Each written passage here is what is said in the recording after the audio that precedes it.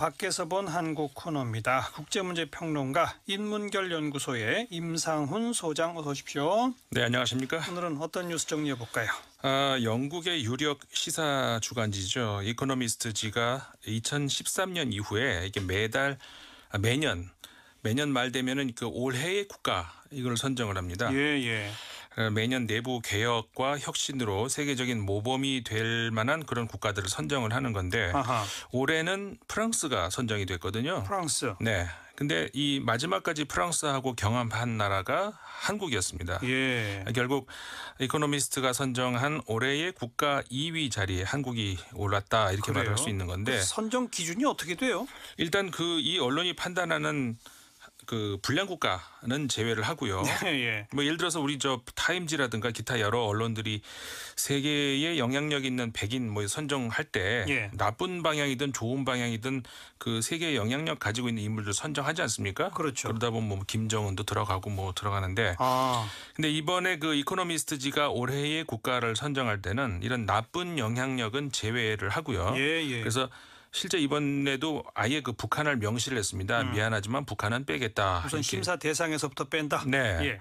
그리고 이제 또 하나가 이제 국토 면적이라든가 GDP 규모 이런 것들도 선정 기준에 들어가지 않았습니다. 그것도 빼요. 네. 왜냐하면 그렇게 하면은 미국하고 중국이 계속 올해의 국가에 선정될 수 있으니까. 그렇죠. 네. 그러니까 이 언론은 그런 것들을 명시를 하면서 대신에 국가 크기라든가 인구, GDP 이런 거 그러니까 수치상의 어떤 규모에 관계없이 최근 1년 동안 현저한 내적 개선 실적 그래서 전 세계의 모범이 되는 어떤 길을 제시한 국가가 선정이 된다 이렇게 밝히고 있습니다. 강대국이냐 부자 나라냐 이런 거 안 따지고 그냥 내적 개선 실적 그거를 중시한다. 네.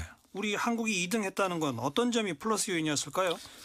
올 한해 한국 참 외적으로는 한반도를 덮친 긴장 고조 그리고 사드 배치 이후에 중국의 거센 반발 그러면서 경제 보이콧까지 이어지는 경제의 위기를 좀 잘 헤쳐나가면서 내적으로는 현재 한국이 직면한 당면 과제 그다음에 이 부패 척결의 차원에서 큰 진전을 이뤘기 때문에 높은 점수를 받았다 이렇게 설명을 합니다. 좀 더 구체적으로 좀 설명해 주세요. 이코노미스트가 올 한 해 한국에게 이렇게 표현을 했습니다. Extraordinary year 아주 특별한 한 해였다 이렇게 강조를 하면서 그 첫 번째 이유가요. 북한의 미사일 위협을 아주 차분하고 품위 있게 견뎌낸 점이다 이렇게 얘기를 하는데 사실 올해 그 북한의 핵과 미사일의 위협은 과거 전례가 없던 수준 아니었습니까? 일단 유엔의 대북 제재 결의안이 올해 4차례나 나왔다는 사실에서 알 수 있듯이 북한의 최근 수년 동안의 그 사실 실질적인 핵무기 소유를 지금 가시권 안에 2개 되지 않았습니까? 그 결과 북한이 이제 올해 들어서 역대 어느 핵무기보다 더 강한 수준의 핵무기를 지하 실험까지 사실 했고요. 미사일도 역대 우리가 이 통계를 보면은 김일성, 김정일 시기를 다 포함해서 어느 해보다 올해 가장 빠른 미사일 개발 속도를 보여줬거든요. 맞습니다. 김일성 당시에는 북한이 신형 미사일 실험을 3차례밖에 안 했습니다. 통틀어서 김정일 시대에는 2차례밖에 안 했고 근데 김정은 올해 들어서만 신형급 미사일을 6차례나 선보였다. 그랬죠. 이런 긴박한 대북 문제 상황을 정상적인 방식의 인수인계 없이 갑자기 물려받은 문재인 정부가 이코노미스트지의 표현을 그대로 하자면 차분함과 품위로 그러니까 calm and grace라고 표현을 했습니다. 견뎌냈다는 겁니다. 차분함과 품위를 갖고 북한 위기를 견뎌냈다. 그게 첫 번째네요. 그러니까 과거 같으면은요, 이 전쟁 위협이 있으면 이제 국민들이 물건 사재기하고 또 방위 성금 모금 이런 굉장히 전쟁에 대한 공포심 이게 일상 삶을 이렇게 잠식하지 않습니까? 근데 이제는 몇 차례 이 코너에서도 외신 보도를 제가 소개해드렸습니다만은 북한의 위협이 이제 더 이상 한국의 일상에 전혀 변수가 되지 않는. 그러니까 다시 말하자면은 국내 정치적인 어떤 불순한 목적이 북풍이라든가 이렇게 통하지 않는 나라가 됐다 이런 평가라고 할 수가 있는 거고요. 실제 올해 북한 위기는 그 100% 북한에서만 만들어진 위기라기보다 뭐 외신 표현들 많이 소개해드렸습니다만 미국 트럼프 행정부의 천박한 대응, 그다음에 일본 아베 정권의 전쟁 공포 여론전이라는 그런 양념이 첨가된 북미일 합작품이라고 할 수가 있다는 거죠. 예. 일각에서는 그런 얘기합니다. 그 북한 위기 앞에서 전 세계가 전율을 하는데 한국 사람들만 남의 일 보듯이 태어나다 이런 말을 하는데 이번에 이코노미스트지를 포함을 해서 이 유럽이라든가 미국의 유력 언론들 오히려 북한발 위기를 제대로 대응한 사람들은 한국 정부와 한국 국민들이다 이런 평가를 하고 있습니다. 네, 그런 의미에서 차분함과 품위를 갖고 이런 표현이 나오는 거로군요. 네. 그게 첫 번째고 그리고 또 두 번째는요? 그 부패 척결 차원 이야기 아까 하지 않았습니까? 네. 그러니까는 외적 위기에 대한 대응이 차분함이었다면은 내적 부패에 대한 대응은 단호함이다 이렇게 이제 표현이 되겠는데 아하. 이 이코노미스트지는 외적으로 북한이라고 하는 위기 변수 와중에 국내에서는 대규모 국민 행동 그리고 이어지는 대통령 탄핵, 수감 이렇게 급변하는 정치적인 상황에도 새 정부가 차분하게 중국의 보이콧 사태를 헤쳐나갔고 예. 미국의 FTA 개정 협상 요구를 정중하게 연기시켜왔다 이렇게 평가를 했습니다. 예. 그러면서 또 이 한국 그 사법계는 한국 최대 재벌인 삼성의 총수라고 표현을 하더라고요. 그러니까 보스라고 표현을 하던데 네. 이재용 삼성 부회장을 구속 수감했다 이런 평가를 하기도 했습니다. 이건희 회장이 지금 상태가 그러니까 네. 보스로 부르는군요 이제는. 그러네요. 네. 그러니까 한마디로 내후 외환 현명하게 대처했다. 그게 네. 이제 올해의 국가로 한국이 주목받은 그건데. 네. 근데 프랑스는 우리보다 더 높은 점수는 뭐예요? 그 모두에서 말씀드렸듯이 올해의 국가 선정 기준이 뭐 수치로 나타나는 양적 성과가 아닌 변화하는 환경에 적극적이고 혁신적인 대응을 보여줌으로써 제구천의 다른 문화권에 더 새로운 모델을 제시를 과연 했는가? 예. 그러니까 말하자면 질적 차원의 새로운 대안을 제시를 했는가? 이게 올해의 국가 선정 기준이라고 말씀드리지 않았습니까? 예. 그런 차원에서 이 프랑스가 올해 대선 과정에서 예상을 뛰어넘는 역량을 보여줬다. 이렇게 이 언론이 평가를 하고 있는 겁니다. 아하. 자, 이 프랑스의 경우 유럽 대륙이 안고 있는 특히 서유럽 안고 있는 고질적인 병폐들 이 모두 다 안고 있는 나라 중에 하나죠. 높은 실업률, 낮은 성장률, 청년 실업, 또 이민자들의 사회 통합 실패, 그로 인한 극우 세력의 발흥 이런 예. 서유럽의 문제 중에서 어느 하나 빠지지 않은 총체적인 문제를 갖고 있는 나라가 또 프랑스인데요. 예. 근데 올해 대선이 있지 않았습니까? 근데 이 대선을 통해서 보여준 프랑스의 힘은 이 에코노미스트의 표현 그대로 영광의 날이 마침내 왔다. 이게 무슨 표현이냐면요. 이게 프랑스 국가에 나와 있는 가사의 일부분입니다. 근데 이게 일부러 그래서 이게 영어로 된 그 기사임에도 불구하고 프랑스어로 그대로 Le jour de gloire est arrivé 이렇게 표현을 했어요. 영어로 안 쓰고요. 영광의 날이 마침내 왔다라는 네. 걸 프랑스어로. 네. 예. 왜냐하면 이게 프랑스 국가의 일부분은 굉장히 중요한 대목이거든요. 예. 그렇게 할 만큼 아주 극적이었다. 이렇게 이 언론이 평가를 한 겁니다. 마크롱 대통령이 당선했잖아요. 네. 그게 정말 그렇게 훌륭한 건가요? 말하자면은 그러니까 이게 좀 뭐 설명이 좀 필요할 수는 있겠습니다만은 이전에 좌우 대립으로 극복이 불가능해 보였던 그러니까 극우 세력의 발흥 이거를 다른 프레임으로 극복을 했다 이렇게 평가를 할 수 있다는 거죠. 예. 그러니까 좌우 대립이 아니라 개방과 폐쇄라고 하는 새로운 프레임으로 이 극우 세력은 물론이고 기존의 구 세력까지 밀어낸 선택 이거를 이 프랑스인들이 함으로써 이 빠져나오기 어려워 보이는 이 딜레마를 넘어서 지구촌에 새로운 대안을 제시했다. 그래서 일종의 제3에 대한 이런 식이군요. 그렇죠. 예. 그래서 올해의 국가로 선정이 됐다. 이렇게 이제 이런 그 이코노미스트의 설명인데요. 예. 그러니까 말하자면은 유럽뿐만 아니라 이 미국에서도 이제 마찬가지지만은 이 극우 세력들이 주장하고 있는 주장들 중에서 이 대표적인 게 자국 중심주의 아닙니까? 그렇죠. 배타주의. 그러면서 그걸 통해 가지고 자국의 국민들을 우선적으로 고용하고 자국 기업들을 지킬 수 있다. 이런 주장인 건데 그런 주장이 어떻게 허구인가 이런 것들을 현재 프랑스가 보여주면서 예. 개방과 연대 소통이 이 시대에 우리가 안고 있는 문제점들 말하자면은 실업 뭐 소외, 차별, 저성장 이런 문제들을 극복할 수 있다는 걸 보여주고 있다는 거죠. 네. 그럼 이코노미스트에서 볼 때 이 프랑스식의 대안과 한국식 대안 사이에는 뭔가 연결되는 게 있다는 거예요? 아니면 서로 별개라는 거예요? 그러니까 말하자면은 미국이 기존의 세계 경찰 역할 포기하지 않았습니까? 자국을 위해서 새로운 길을 가고 가겠다 이런 선언을 한 지금이고 예. 그다음에 아직 인권, 자유 뭐 이런 차원에서는 갈 길이 멀어 보이는 중국이 경제 분야에서 미국을 위협하는 대국으로 올라선 지금 과연 국가가 할 수 있는 거는 뭔가 또 시민이 할 수 있는 거는 뭔가 굉장히 근본적인 질문 아닙니까? 그렇죠. 여기에 대한 답을 제시한 두 나라가 이제 프랑스하고 한국이라는 거죠. 아하. 다시 말해서 그 점에서는 공통점이 있다는 건데 예. 그러니까 그 공통점이라는 것이 뭐냐면은 분명한 철학을 가지고 그러니까 다 좋다가 아니라 가야 할 길과 분명히 배격해야 될 길을 명확하게 보여줬다는 거죠. 예. 요건데 다 좋으니까 통합하자, 다 같이 가자 이런 자세는 현재의 모순을 절대 벗어날 수 없다는 점을 분명히 한다는 건데 이 프랑스의 경우는 이 배격하고 나아가야 할 대상을 폐쇄라고 잡은 거고 한국은 그걸 적폐라고 규정한다 이런 차이점이 있다는 것이죠. 예, 그러니까 흔히 말하듯이 프랑스의 마크롱 대통령과 이 집권당이 중도 세력이고 따라서 좌도 우도 아닌 중간 영역을 정치적인 지표로 삼는다 이런 생각 많이 할 수 있는데 그렇지 않다. 그럴 거는 몰이에서 나온 오해다 예. 이런 거죠. 폐쇄주의는 완전히 배격한다라고 하는 분명한 어떤 노선과 철학이 있다 이런 네. 얘기군요.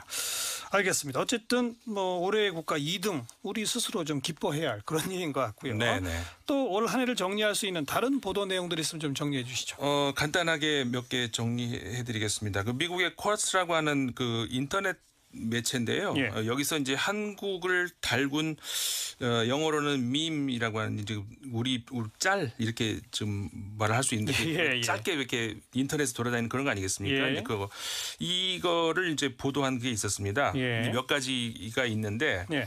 좀 소개를 해드리면 얼굴 패권이라는 말, 그러니까 페이스 헤게몬이라는 말이 미남들 얘기하는 거죠. 그렇죠. 그러니까는 뭐 우리 그 지난 대선 직후에 뭐 대통령 주변 인물들이 잘생겼다 이런 말 한참 돌지 않았습니까? 예. 그 이야기가 선정이 됐고요. 예. 그 다음에 뭐 재벌 저격수의 가방 이게 누군지 이제 짐작을 하실 텐데. 김상조 위원장. 네. 예. 그 가방이 굉장히 그 인터넷상에서 많이 돌았던 그 소위 말해서 그 짤이라고 하는 이제 그거였다는 것이고요. 네.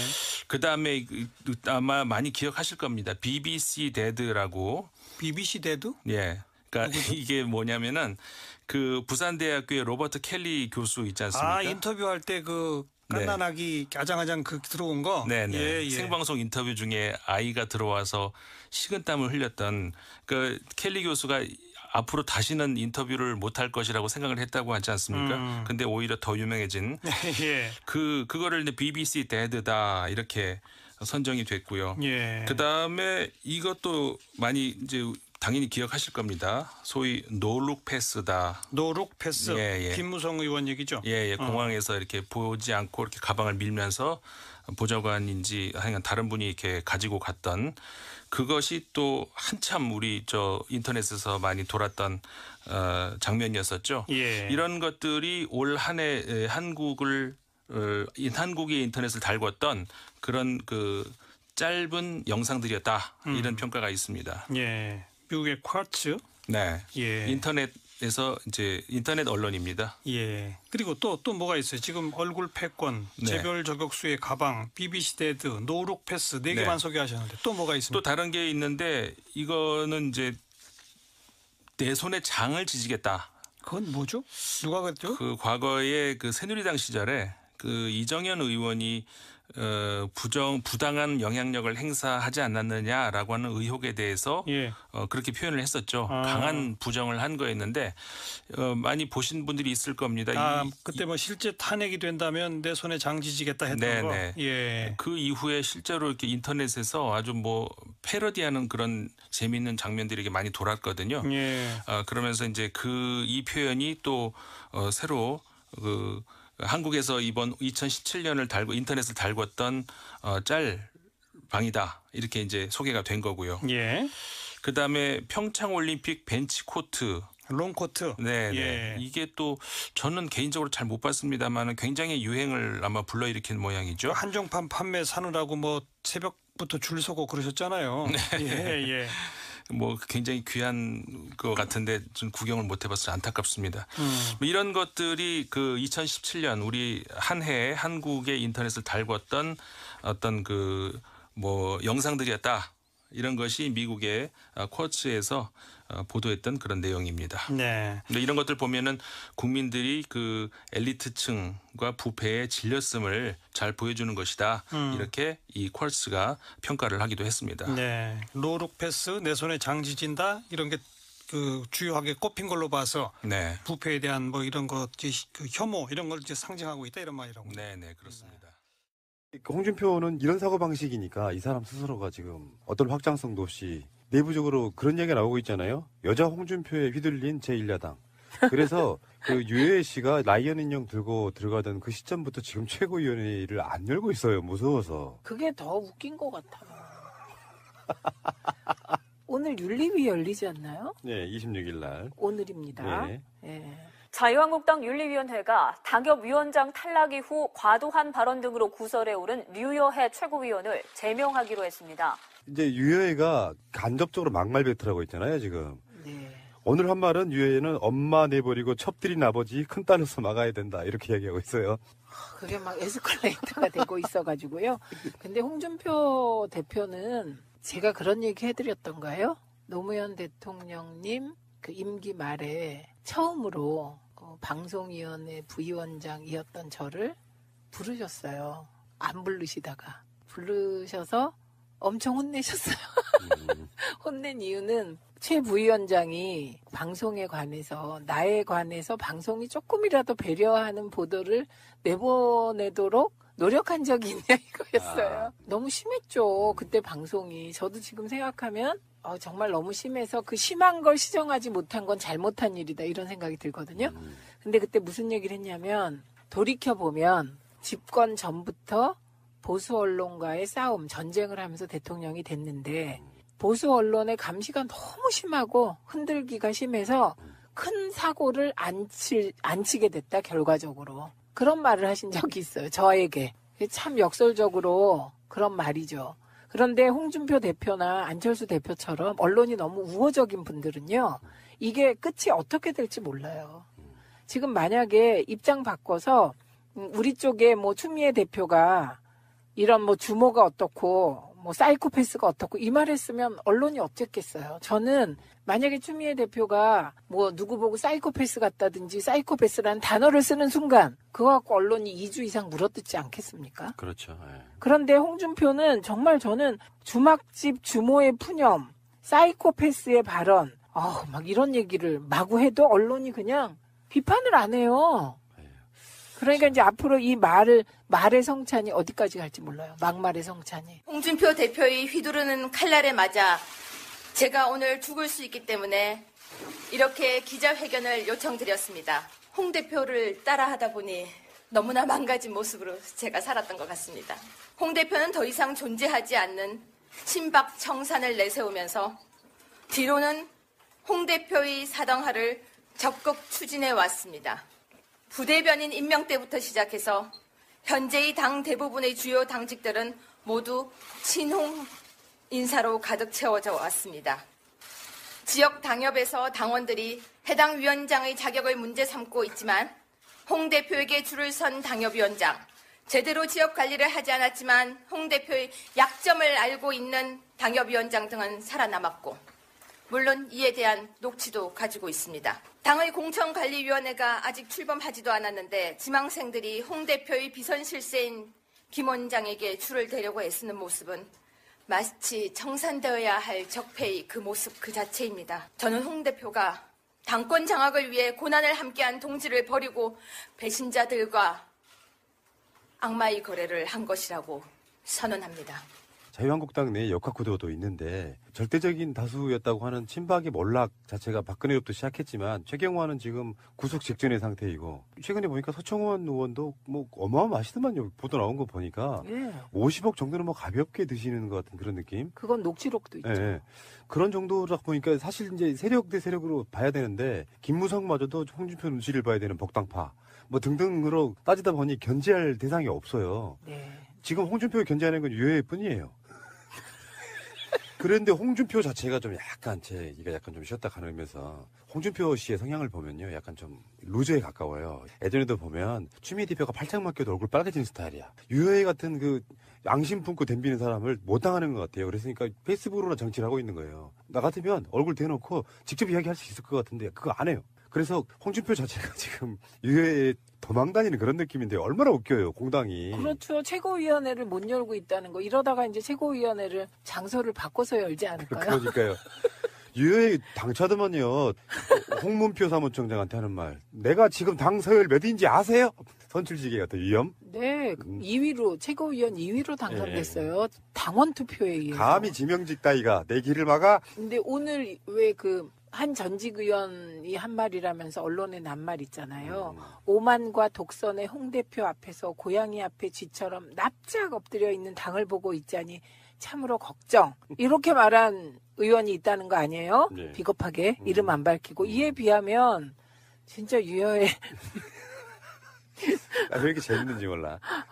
그러니까 자유한국당에서 지금 논란화시키고자 하고 있는 뭐 임종석 실장 유해이 특사건, 네. 그리고 뭐 탄저균 문제 같은 것도 좀 비슷한데 그쪽은 이제 발화점이 자유한국당은 아니지만 내부적으로 수습이 안 되는 여러 가지 상황들을 밖으로 돌려보려고 하는 일종의 왜 그 정치로 보면은 전쟁을 일으켜서 네. 내치를 활용하려고 하는 뭐 그런 뉘앙스도 좀 보이고 그래요. 그렇죠. 나름대로요. 자유한국당과 홍준표 대표가 나름 수를 많이 쓰세요. 지금. 그런데 그 수가 핀트가 좀 안 맞거나 전혀 엉뚱하거나 이렇게 되다 보니 역시 언론이 그냥 봐줄라 그래도 없는 내용을 만들어서 봐줄 수는 없는 거예요. 그러니까요.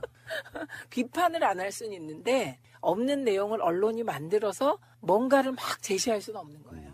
또 이제 이런 측면. 국민의당과 바른정당과 자유한국당 사이에 야당끼리의 정계 개편, 지금 이게 현실화되고 있는 거잖아요. 네. 그러니까 안철수는 뭐 이따가 다시 얘기가 나오겠지만 네. 안철수는 바른정당 사람들을 합치려고 하니 내부적으로 호남 의원들이 이제 서로 전쟁이 났고, 그래서 바른정당 쪽에서도 지금 현역들은 제외하고라도 경기도지사 남경필이나 제주도지사 원희룡이나 이런 사람들은 사실상으로 지금 느낌적으로 보면은 바른정당에 안 가고 자유한국당으로 가야 할 생각이 더 많은 것처럼 보이거든요. 인터뷰를 보면 그렇게 보이고 그들이 원하는 1대1 구도는 진보 보수 구도예요. 그러니까 여전히 진보 보수 구도에서는 보수가 유리하다는 이게 약간 과거의 틀인데요. 일단 지금은 천하 3분지계가 될 가능성이 가장 높아요. 그런데 지금 천하 2분지계로 정치를 치르자는 하려고 거거든요. 하나요? 예.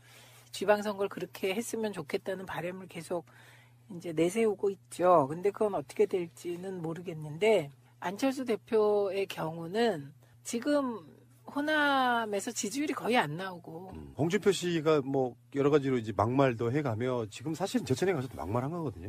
홍준표 의원실에 예. 적당비가 있었던 게 맞아요. 네. 그거는. 네네. 그렇지 않으면 내가 기억을 뭐 꿈속에서 그런 건 아닐 거 아니야. 네. 그러니까 당대표실에는 한 번도 가보신 적이 없으셨나요? 당대표실에 나는 딱 한 번 갔었는데 네. 난 당대표실에선 본 일이 없어요. 근데 그게 나중에 주장하는 거 보니까 당대표실의 내실, 네네.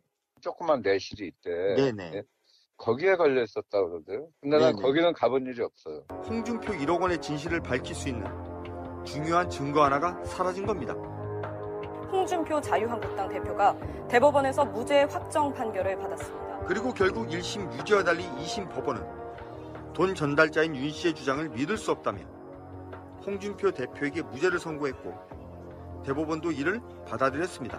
그러나 뉴스타파가 추적한 결과 의원실에는 한 번도 걸린 적이 없다는 척당불기라는 액자가 최소한 2010년 8월에는 그의 의원실에 걸려 있었던 것이 확인된 겁니다. 따라서 법정에서의 홍준표 의원 측 주장은 거짓이며 윤 씨의 주장이 진실일 가능성이 높아 보입니다. 뉴스타파가 확보한 영상은 인터넷에서 누구나 찾을 수 있는 화면입니다. 검찰이 이를 미리 확인했더라면 법원의 판단은 달라졌을 가능성이 있습니다. 최근에 홍준표의 무죄가 나왔는데요. 12월 25일 날 척당불기 북글씨, 동영상, 북글씨가 현판이 발견됐는데 예. 그게 이제 사실은 성완종 게이트에 있어서 증언자 윤모 씨, 이 사람의 증언의 핵심적인 고리를 하는 게 바로 이런 거였었거든요. 네. 당 대표실에서 이걸 받네 안 받네 뭐 여러 가지 부분들이 있잖아요. 그러니까 홍준표 의원실에서 봤다고 윤승모는 처음에 증언을 했는데 홍준표 의원실인지 보좌관들의 방인지 모르지만 분명히 척당 돌기라는 그 문구를 봤다 그랬고 이거에 대해서 홍준표 대표는 이 척당 불기는 당 대표실에만 걸려 있었다 이렇게 얘기를 했죠. 그게 이제 거짓말로 증명됐는데 무죄 난 다음에 이 동영상이 이건 나왔어요. 정말 억울하네요. 진짜 억울하네요. 국민이 억울하죠. 네. 그분이 그 윤승모 씨가 한자를 좀 많이 하는 분인데 척자를 자기가 처음 본 글자였대요. 그래서 찾아보기까지 하면서 그래서 그게 계속해서 기억에 남았던 부분인데 공교롭게도 이게 예전 그 당시에 MBC 뉴스 동영상에서 뉴스타파가 찾아낸 거예요. 2010년 8월 네, 거였죠. 그런데 왜 이제서 찾았어?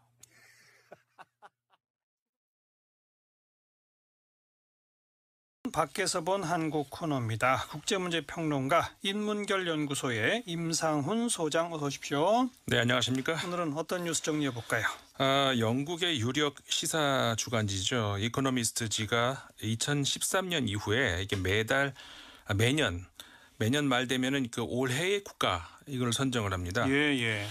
매년 내부 개혁과 혁신으로 세계적인 모범이 될 만한 그런 국가들을 선정을 하는 건데 아하. 올해는 프랑스가 선정이 됐거든요. 프랑스. 네. 근데 이 마지막까지 프랑스하고 경합한 나라가 한국이었습니다. 예. 결국 이코노미스트가 선정한 올해의 국가 2위 자리에 한국이 올랐다 이렇게 말할 수 있는 건데 선정 기준이 어떻게 돼요? 일단 이 언론이 판단하는 그 불량 국가는 제외를 하고요. 예. 뭐 예를 들어서 우리 타임지라든가 기타 여러 언론들이 세계에 영향력 있는 백인 뭐 선정할 때 나쁜 방향이든 좋은 방향이든 그 세계에 영향력 가지고 있는 인물들 선정하지 않습니까? 그렇죠. 그러다 보면 뭐 김정은도 들어가고 뭐 들어가는데 근데 이번에 그 이코노미스트지가 올해의 국가를 선정할 때는 이런 나쁜 영향력은 제외를 하고요. 예. 그래서 실제 이번에도 아예 그 북한을 명시를 했습니다. 미안하지만 북한은 빼겠다. 우선 이렇게. 심사 대상에서부터 뺀다. 네. 예.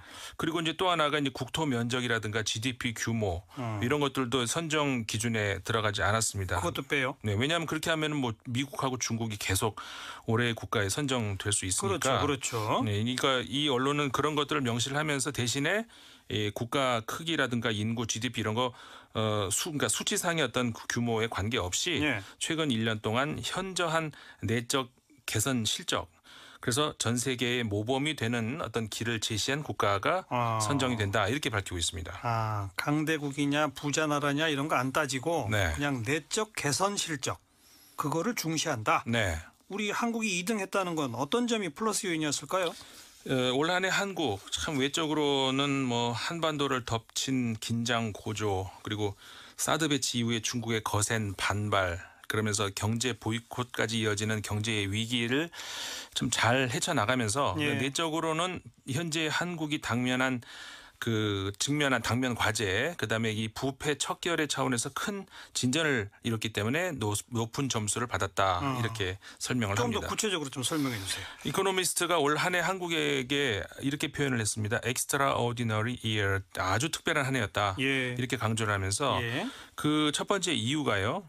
북한의 미사일 위협을 아주 차분하고 품위 있게 견뎌낸 점이다. 이렇게 얘기를 하는데 사실 올해 그 북한의 핵과 미사일의 위협은 과거 전례가 없던 수준 아니었습니까? 일단 유엔의 대북 제재 결의안이 올해 4차례나 나왔다는 사실에서 알 수 있듯이 그렇죠. 북한의 최근 수년 동안의 그 사실 실질적인 핵무기 소유를 지금 가시권 안에 두게 되지 않았습니까? 그 결과 북한이 이제 올해 들어서 역대 어느 핵무기보다 더 강한 수준의 핵무기를 뭐 지하 실험까지 사실 했고요. 미사일도 역대 우리가 이 통계를 보면은 김일성, 김정일 시기를 다 포함해서 어느 해보다 올해 가장 어떤 뭐 빠른 미사일 개발 속도를 보여줬거든요. 맞습니다. 김일성 당시에는 북한이 신형 미사일 실험을 3차례밖에 안 했습니다. 통틀어서 김정일 시대에는 2차례밖에 안 했고, 근데 김정은 올해 들어서만 신형급 미사일을 6차례나 선보였다. 그랬죠. 이런 긴박한 대북 문제 상황을 정상적인 방식의 인수인계 없이 갑자기 물려받은 문재인 정부가 이코노미스트지의 표현을 그대로 하자면 차분함과 품위로, 그러니까 calm and grace라고 표현을 했습니다. 견뎌냈다는 겁니다. 차분함과 품위를 갖고 북한 위기를 견뎌냈다. 네. 그게 첫 번째네요. 네. 그리고 이 과거 같으면은요, 이 전쟁 위협이 있으면 이제 국민들이 물건 사재기하고 또 뭐 방위성금 모금 이런 굉장히 전쟁에 대한 공포심 이게 일상 삶을 이렇게 잠식하지 않습니까? 예. 근데 이제는 몇 차례 이 코너에서도 외신 보도를 제가 소개해드렸습니다만은 북한의 위협이 이제 더 이상 한국의 일상에 전혀 변수가 되지 않는. 그러니까 다시 말하자면은 국내 정치적인 어떤 불순한 목적이 북풍이라든가 이렇게 통하지 않는 나라가 됐다 이런 평가라고 할 수가 있는 거고요. 예. 실제 올해 북한 위기는 그 100% 북한에서만 만들어진 위기라기보다 뭐 외신 표현들 많이 소개해드렸습니다만 미국 트럼프 행정부의 천박한 대응, 그다음에 일본 아베 정권의 전쟁 공포 여론전이라는 그런 양념이 첨가된 북미일 합작품이라고 할 수가 있다는 거죠. 예. 일각에서는 그런 얘기합니다. 그 북한 위기 앞에서 전 세계가 전율을 하는데 한국 사람들만 남의 일 보듯이 태어나다 이런 말을 하는데 이번에 이코노미스트지를 포함을 해서 이 유럽이라든가 미국의 유력 언론들 오히려 북한발 위기를 제대로 대응한 사람들은 한국 정부와 한국 국민들이다 이런 평가를 하고 있습니다. 네. 그런 의미에서 차분함과 품위를 갖고 이런 표현이 나오는 거로군요. 네. 그게 첫 번째고 그리고 또 두 번째는요? 그 부패 척결 차원 이야기 아까 하지 않았습니까? 네. 그러니까는 외적 위기에 대한 대응이 차분함이었다면은 내적 부패에 대한 대응은 단호함이다 이렇게 이제 표현이 되겠는데 아하. 이 이코노미스트지는 외적으로 북한이라고 하는 위기 변수 와중에 국내에서는 대규모 국민 행동 그리고 이어지는 대통령 탄핵, 수감 이렇게 급변하는 정치적인 상황에도 새 정부가 차분하게 중국의 보이콧 사태를 헤쳐나갔고 예. 미국의 FTA 개정 협상 요구를 정중하게 연기시켜왔다 이렇게 평가를 했습니다. 예. 그러면서 또 이 한국 그 사법계는 한국 최대 재벌인 삼성의 총수라고 표현을 하더라고요. 그러니까 보스라고 표현을 하던데 네. 이재용 삼성 부회장을 구속 수감했다 이런 평가를 하기도 했습니다. 또 이건희 회장이 지금 상태가 그러니까 네. 그냥 보스로 부르는군요. 이제는. 그러네요. 네. 그러니까 한마디로 내후 외환 현명하게 대처했다. 그게 네. 이제 올해의 국가로 한국이 주목받은 그건데. 네. 근데 프랑스는 우리보다 더 높은 점수는 뭐예요? 그 모두에서 말씀드렸듯이 올해의 국가 선정 기준이 뭐 수치로 나타나는 양적 성과가 아닌 변화하는 환경에 적극적이고 혁신적인 대응을 보여줌으로써 제구천의 다른 문화권에 더 새로운 모델을 제시를 과연 했는가? 예. 그러니까 말하자면 질적 차원의 새로운 대안을 제시를 했는가? 이게 올해의 국가 선정 기준이라고 말씀드리지 않았습니까? 예. 그런 차원에서 이 프랑스가 올해 대선 과정에서 예상을 뛰어넘는 역량을 보여줬다. 이렇게 이 언론이 평가를 하고 있는 겁니다. 아하. 자, 이 프랑스의 경우 유럽 대륙이 안고 있는 특히 서유럽 안고 있는 고질적인 병폐들 이 모두 다 안고 있는 나라 중에 하나죠. 높은 실업률, 낮은 성장률, 청년 실업, 또 이민자들의 사회 통합 실패, 그로 인한 극우 세력의 발흥 이런 예. 서유럽의 문제 중에서 어느 하나 빠지지 않은 총체적인 문제를 갖고 있는 나라가 또 프랑스인데요. 예. 근데 올해 대선이 있지 않았습니까? 근데 이 대선을 통해서 보여준 프랑스의 힘은 이 에코노미스트의 표현 그대로 영광의 날이 마침내 왔다. 이게 무슨 표현이냐면요. 이게 프랑스 국가에 나와 있는 가사의 일부분입니다. 아. 근데 이게 일부러 그래서 이게 영어로 된 그 기사임에도 불구하고 프랑스어로 그대로 Le jour de gloire est arrivé 이렇게 표현을 했어요. 영어로 안 쓰고요. 영광의 날이 마침내 왔다라는 네. 걸 프랑스어로. 네, 예. 왜냐하면 이게 프랑스 국가의 일부분은 굉장히 중요한 대목이거든요. 예. 그렇게 할 만큼 아주 극적이었다 이렇게 이 언론이 평가를 한 겁니다. 마크롱 대통령이 당선했잖아요. 네. 그게 정말 그렇게 훌륭한 건가요? 말하자면은 그러니까 이게 좀 뭐 설명이 좀 필요할 수는 있겠습니다만은 이전에 좌우 대립으로 극복이 불가능해 보였던 그러니까 극우 세력의 발흥 이거를 다른 프레임으로 극복을 했다 이렇게 평가를 할 수 있다는 거죠. 예. 그러니까 좌우 대립이 아니라 개방과 폐쇄라고 하는 새로운 프레임으로 이 극우 세력은 물론이고 기존의 구 세력까지 밀어낸 선택 이거를 이 프랑스인들이 함으로써 이 빠져나오기 어려워 보이는 이 딜레마를 넘어서 지구촌에 새로운 대안을 제시했다. 그래서 일종의 제3에 대한 이런 식이군요. 그렇죠. 예. 그래서 올해의 국가로 선정이 됐다. 이렇게 이제 이런 그 이코노미스트의 설명인데요. 예. 그러니까 말하자면은 저 유럽뿐만 아니라 이 미국에서도 이제 마찬가지지만은 이 극우 세력들이 주장하고 있는 주장들 중에서 이 대표적인 게 자국 중심주의 아닙니까? 그렇죠. 배타주의. 그러면서 그걸 통해 가지고 자국의 국민들을 우선적으로 고용하고 자국 기업들을 지킬 수 있다.